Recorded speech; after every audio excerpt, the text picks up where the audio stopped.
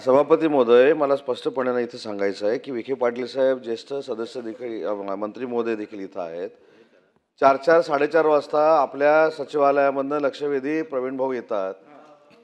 त्याच्यानंतर त्याला आम्ही उत्तरं द्यायची असतात. त्याच्यानंतर 260ला आम्ही तयारी करून येणार आणि तुम्ही सांगणार तुम्हाला कामकाज काढायचं आहे म्हणून 2 मिनिटात बोला. तर माझं म्हणणं आहे की एकदा विधान परिषदेच्या आणि विधानसभेच्या सचिवालयाने ठरवून घ्यायचं की मंत्र्यांनी किती वेळा बोलावं. तसं आम्हाला कार्यप्रणाली आचारसंहिता घालून द्या, तसं आम्ही बोलतो. बोला पण. कारण हा शेवटी तुमच्याकडनं तिथे बाबासाहेब बसलेले आहेत, तिथं मंत्री महोदय बसलेले आहेत, ह्यांना 2 मिनिटात बोला म्हणून सांगणं मला असं वाटतं की हा मंत्र्यांचा अपमान आहे.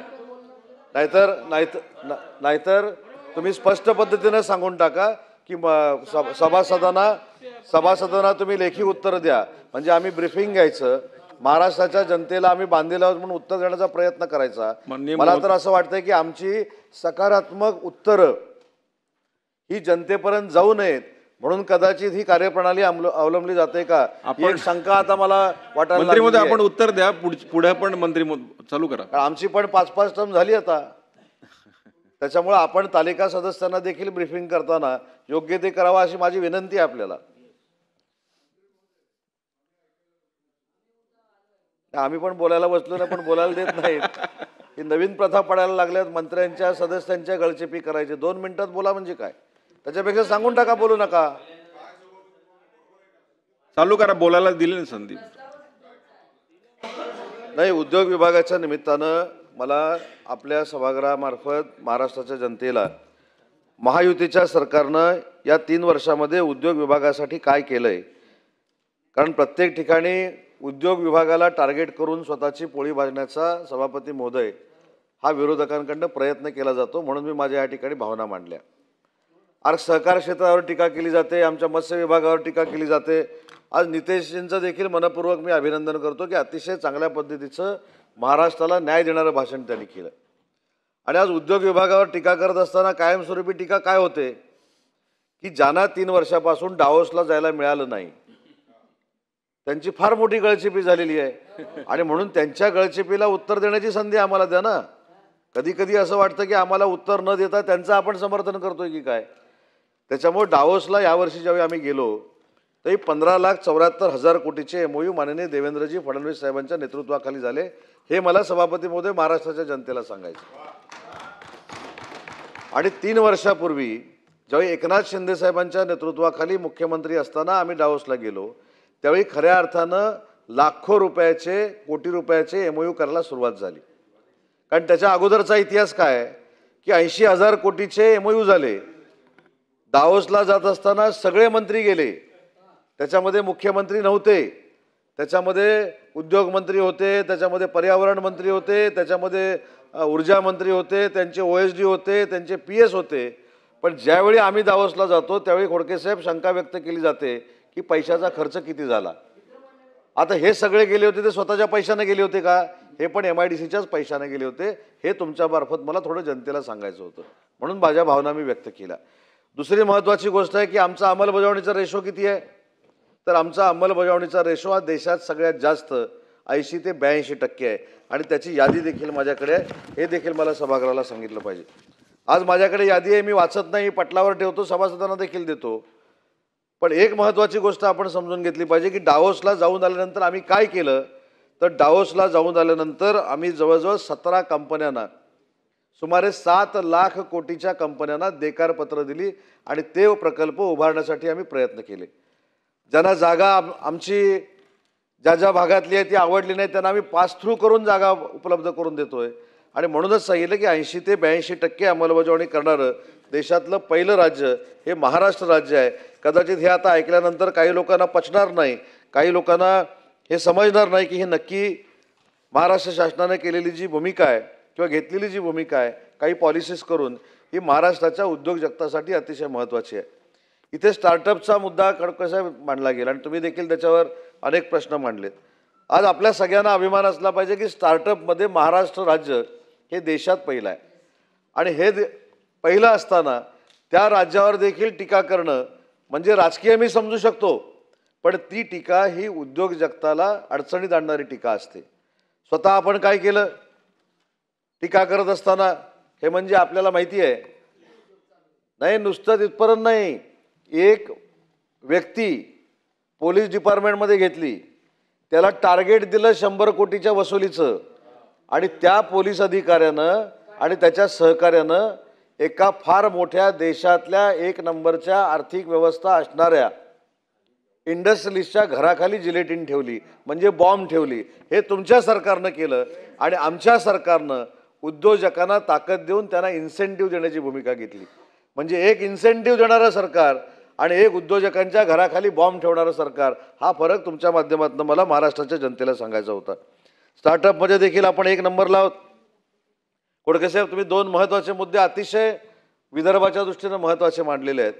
त्याच्यामध्ये भारत डायनॉमिक्स असेल किंवा रेमंड्स असेल किंवा मेगा टेक्स्टाईल पार्क असेल, या संदर्भामध्ये तुम्ही भूमिका मांडली.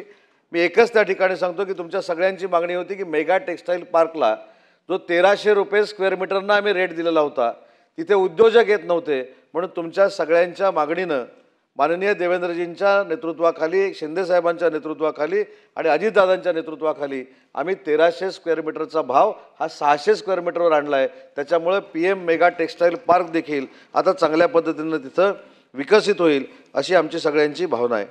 आज आपण इंडस्ट्रियल कॉरिडॉर करतोय. एक आपण छत्रपती संभाजीनगरला केला, एक दिघी पोर्टला करतोय, आता मसवडला देखील करण्याचा आपण निर्णय घेतोय. हा इंडस्ट्रियल कॉरिडॉर आपण कशासाठी करतोय? तर जे काय एक्सप्रेस हायवे आपल्याकडनं जात आहेत, त्या एक्सप्रेस हायवेवर जसं समृद्धी महामार्गाचा उल्लेख इथल्या सन्माननीय सदस्यांनी केला, तर तिथं आपण नोड विकसित करतोय. मग त्याच्यामध्ये एज्युकेशन असेल, त्याच्यामध्ये फार्मास्युटिकल असेल, त्याच्यामध्ये ऑटोमेटिव्ह असेल, त्याच्यामध्ये रिअल इस्टेट असेल, त्याच्यामध्ये कमर्शियल असेल, हे सगळे नोड डेव्हलप करून या एक्सप्रेस वेच्या बाजूला देखील जगातला एक चांगला अतिशय मोठा इंडस्ट्रियलपासून एज्युकेशनपर्यंत कॉरिडॉर तयार व्हावा, म्हणून समृद्धी महामार्गाच्या निमित्तानं आपण हे काम करण्याचा निर्णय घेतला आहे.